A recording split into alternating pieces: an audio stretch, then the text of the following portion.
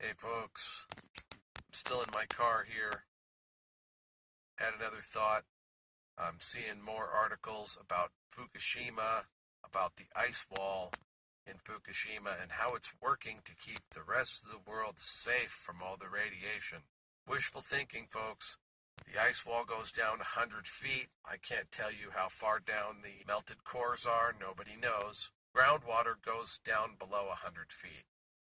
That's guaranteed. Groundwater goes from the land straight into the ocean there. There's really no catching all of it. It's hundreds of thousands or millions of gallons. An ice wall 100 feet deep, and I don't know how big or, the area that it surrounds. It's a good thing that they have it there, that maybe it's slowing down, blocking a percentage of the flow. I don't know if you know anything about this, but, you can look it up on the internet and find out more about Fukushima. You should look into it.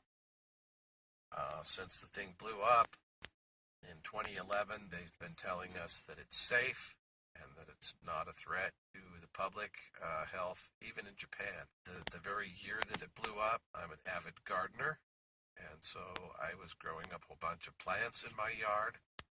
In addition to the plants that I was growing, which mutated in many ways, I noticed that all the other plants in the yard were having the same mutation. It wasn't just something that was in my fertilizer or lack of fertilizer or whatever I was doing in my particular gardening that year. It was something that was occurring everywhere, even in all the wild plants and trees I noticed. And what I noticed was that, and I have a video on YouTube somewhere of this as well, the mutations, radioactive mutations of plants in my yard. What I noticed was that the growth at the tips, the branch tips of like all kinds of different plants and trees and vine, the growth was twisted, stunted, and wrinkly looking.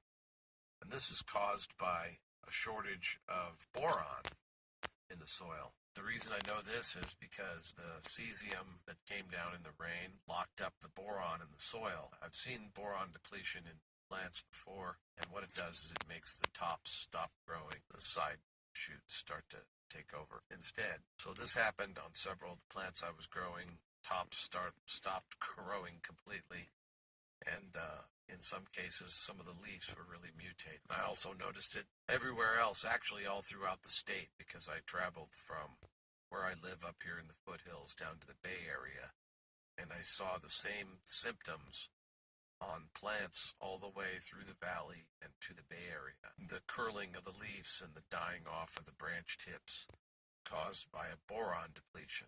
All the boron had become unavailable in the soil due to it locking up with cesium, bonding with it. Came down in the rain. Now, one of the things that they do when they have a nuclear accident is they pump all kinds of boron into the hole where the reactor blew apart. And that's to absorb, because it bonds with the radioactive cesium. So that's what's going on in the soil here in California. All the boron was depleted. I did get some boron supplements and add them to the soil and corrected the problem. Another reason how I know it was boron depletion, because more boron, the addition of boron fixed. Heads up about Fukushima and all whatever you're reading about the ice wall. No, it's not really working. It's not keeping any significant amount of radiation out of the ocean, because we don't know where the source is right now.